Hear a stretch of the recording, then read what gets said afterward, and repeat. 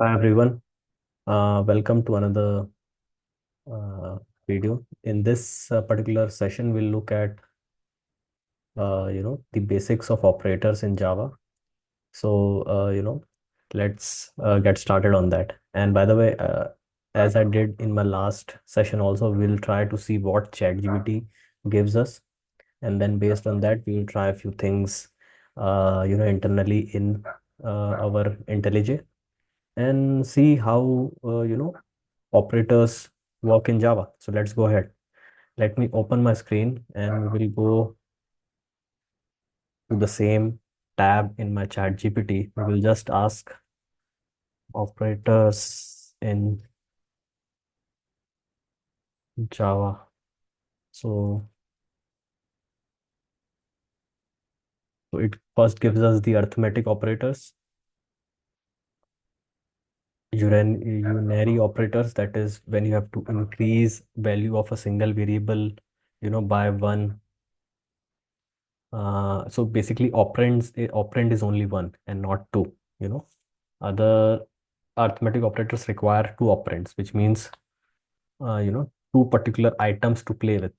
But unary operators just have one operand, and they can you can increment, decrement, and so on and so forth. Okay,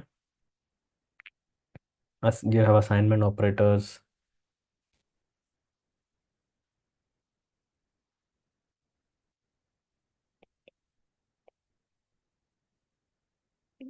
and the relational operators, followed by logical operators.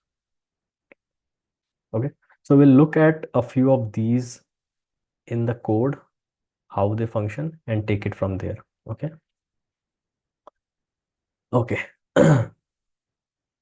We'll look at the most commonly used operators. So let's first start with the arithmetic operators. Arithmetic operators are basically very basic. Uh,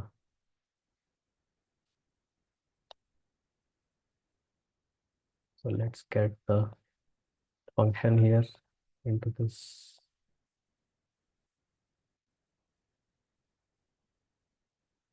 Okay.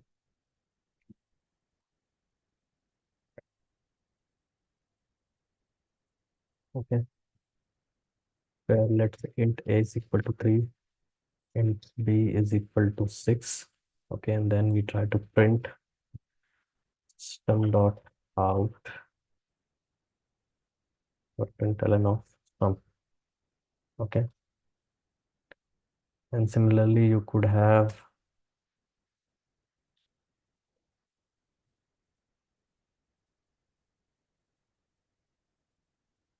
subtraction, you can have multiplication, you can have division. Okay,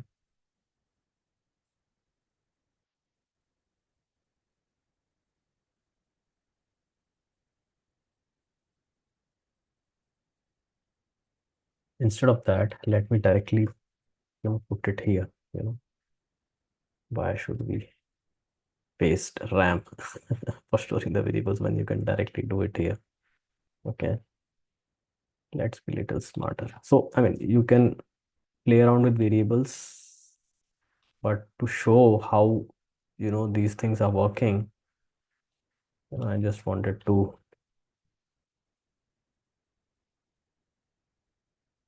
do it in this way. Okay, and let's say this is multiplication and this is division. Let me do let's say 10 by 40. Let's run this file and see what we have.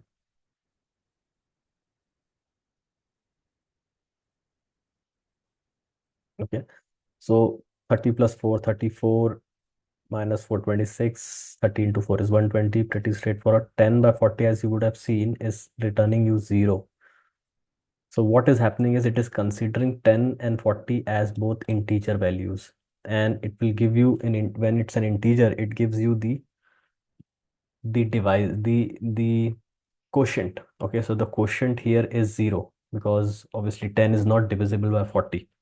But on the other end, if I make it float, then you see what happens. Okay.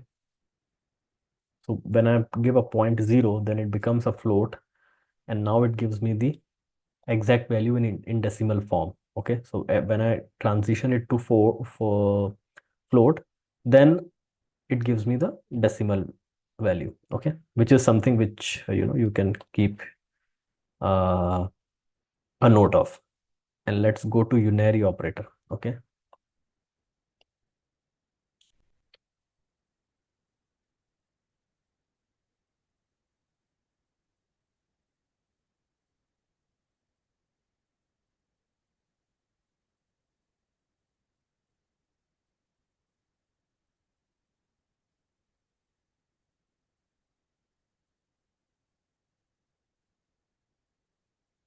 So dot of dot then. Okay. So let's do a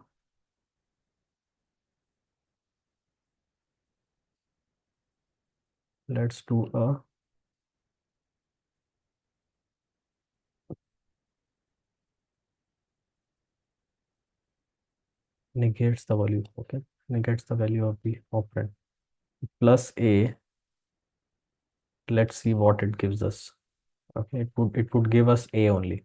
So it should give you 3. Now if you just make it minus a, you are just trying to negate the value of that variable. So it should give you a minus 3. Okay. It is pretty straightforward. Okay. So you are just adding a minus or multiplying a minus 1 to your existing number. Let's look at these pre and post increment now.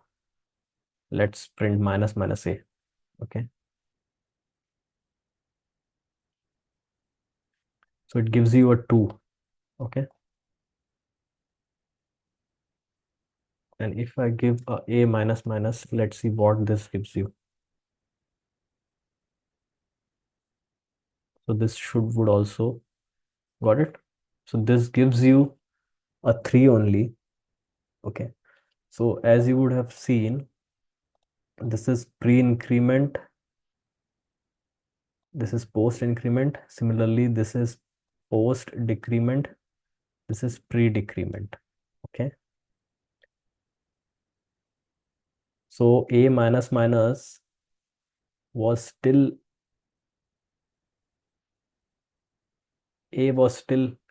3 only. Okay. But minus minus a we got as 2, which was pre-decrement.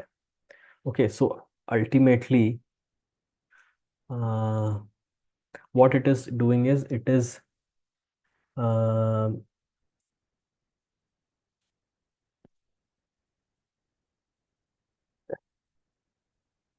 plus 1.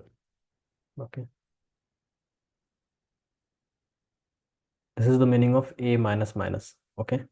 And when I'm printing this a minus minus, it gives me the original value only because it's a post decrement.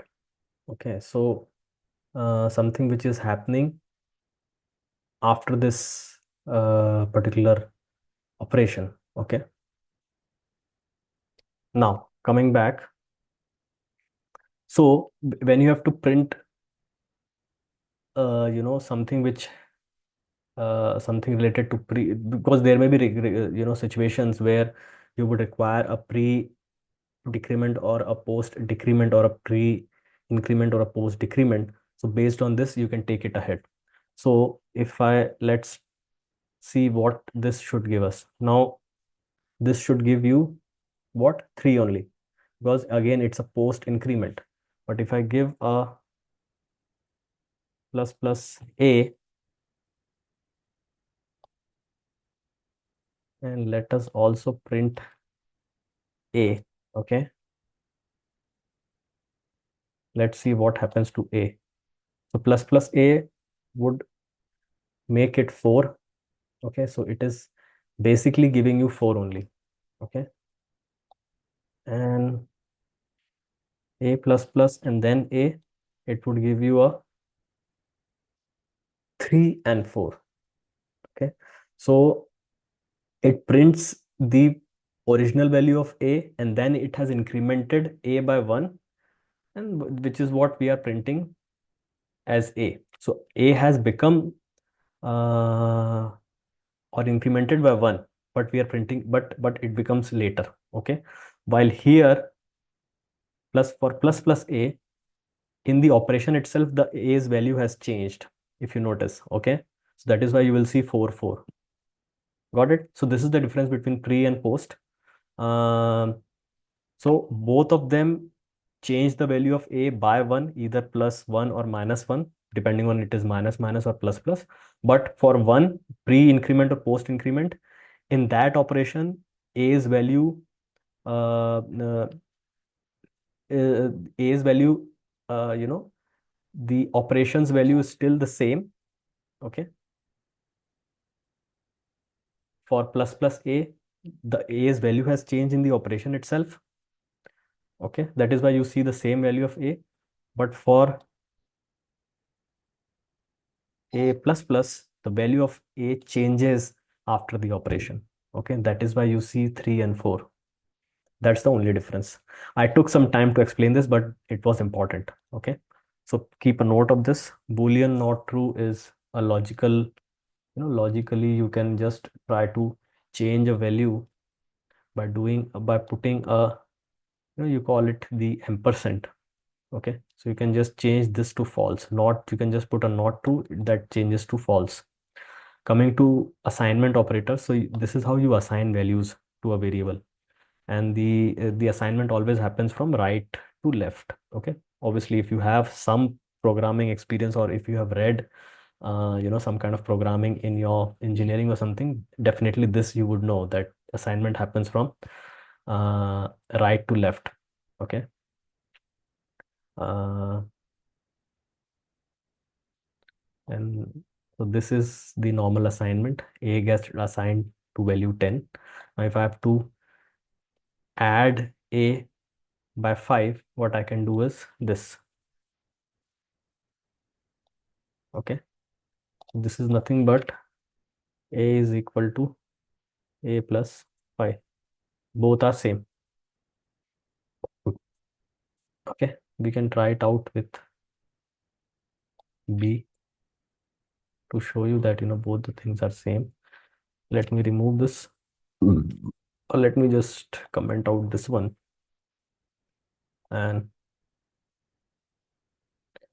put this, and I'll print b. Okay, so this is what happens with, so both of them will give you basically 3 plus 5 8. Let's look at that. Okay, quickly. So initially the value of a was 3.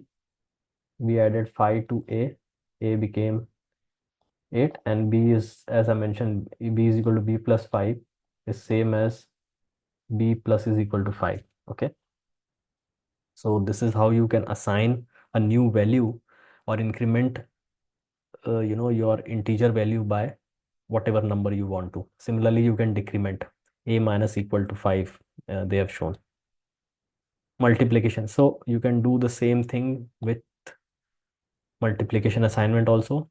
This particular shorthand is same as a is equal to a into 5. You can use this shorthand, and similarly this shorthand. You have a shorthand for modulus also. Okay, modulus operator gives you the remainder. Okay, so if I do a basically a modulus equal to 5, it means a is equal to a modulus 5, which would give you a 0, because 3 is not divisible by 5. So let's check that. A is equal to a mod 5. A was 3. 3 mod 5 is 3. Sorry, the remainder is 3, right? Since 3 is not divisible by 5, the quotient is 0, but the remainder is 3. So it gives you the 3. Modulus always gives you the remainder. Okay. And then you have the relational operator. So A equal to B, A not equal to B, greater than A greater than B, A less than B, similarly A greater than or equal to B, and so on and so forth. A less than or equal to B. And then you have logical operators. You can come with or and. You can have a combination of relational operators and logical operators. You can put these into conditions. These are very much used, in various for creating logic from time to time. So you would many a times, you do these kind of operations. Okay, so you should be aware of, these operators. It's very pretty basic, I would say. Okay, so let's do one thing. Let's try to use this ternary operator. Okay, so this is like oh, used a lot in code, because you are able to check the condition and then assign the value uh, you know based on the condition in the same line. Okay, so if the idea, if you are aware of ternary operator, this is the condition you check. If this condition is true, this is what gets assigned to max, otherwise this gets assigned to max. Okay, so two things you are doing in one statement. That is why ternary operator is used a lot, I would say. It's quite common, because it makes code management also very easy. In one line you are checking both the condition and doing the assignment as well. Okay, so and this condition you can make it as complex as possible. Okay, so not a problem. uh so let's check this out, and let's print out max here quickly.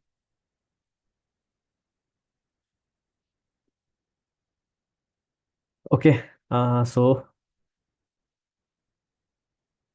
let's do that. So what is A was 3 and B is 8, right? Is A greater than B? No. So we are assigning B to max. That is why we are printing max here. Okay.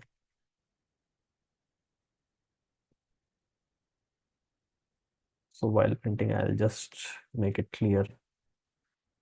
We'll just make it like this. Okay. So A is 3, B was 8. A is greater than B, which is not true. So B gets assigned to max. That's the idea. Okay, let's try to use some logical operators as well here. I'll use an or mm, A equal to B. Okay. A greater than B, or A equal to B, or A equal to 2, 3. Okay. In that case, you assign A to max. Okay, so A equal to 3 is nothing but, what is it?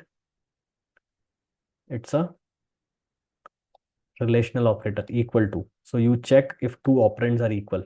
Please don't confuse this double equal to with the assignment uh, operator here. Here you assign value of 10 to A, or any variable also you can assign to another variable. Value of that variable gets assigned to another variable, which is a single equal to. When you are checking if two operands are equal, then you do a double equal to. Okay.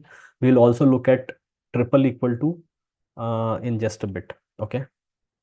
So here, let's quickly run this file. What happens? So now this condition gets satisfied. That is why A gets assigned to max. So you see a 3 here. Okay. And what is this? This is OR operator. So either this is true or this is true. Okay. Then this condition is satisfied. OR means what? So it's either this or that. Any of the two is true or both are true. then this condition is true, total condition. So that is why A gets assigned to max. Okay, that's the idea, because here second condition is getting satisfied, although A is not greater than B. Okay, I think this is pretty basic stuff. If let's do a and. So and means both should get satisfied. Both A should be greater than B and A equal to 3.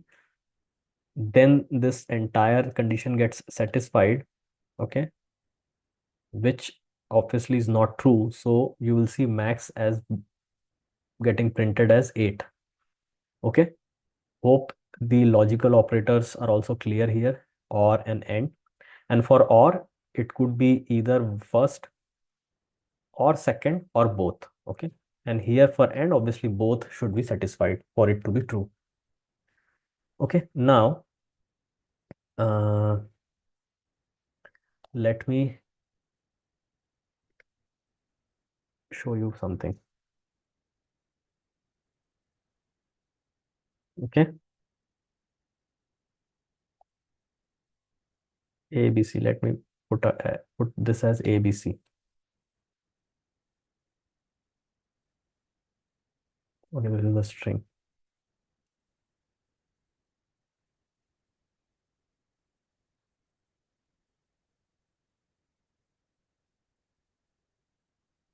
Okay.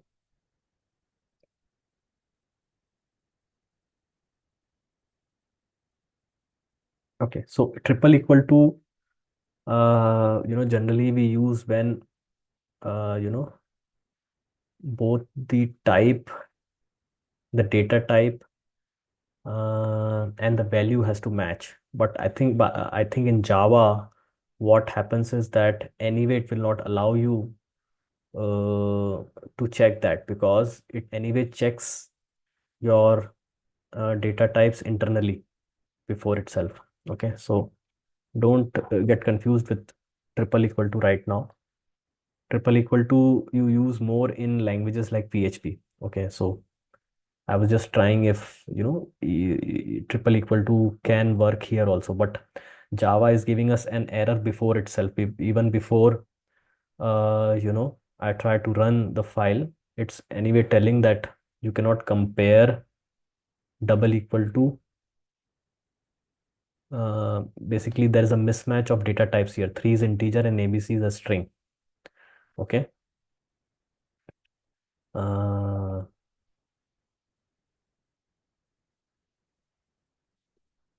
and if I give a int here, again it will not allow, because it would want 3 to be a int. Okay, then it will anyway allow a double equal to expression expected. So okay, so don't get confused with triple equal to, I would say. Just forget about that. Okay, coming back. So we saw logical operators, we saw ternary operator, and we also saw the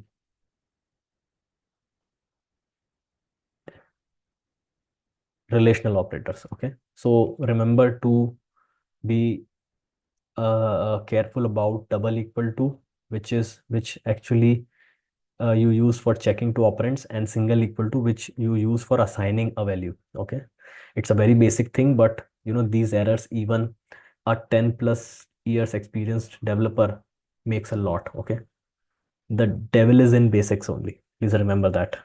Okay, and I want you to do one homework. If you're watching this video, please try the bitwise operators. Go and type operators in Java in ChatGPT, whatever engine you want to do that. It would give you these bitwise operators. Try these bitwise operators, whatever it is trying to tell. Just try it out for yourself and see if you can apply it in any of the programs.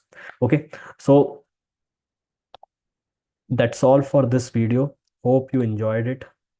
Hope ChatGPT is making your life as a developer easier.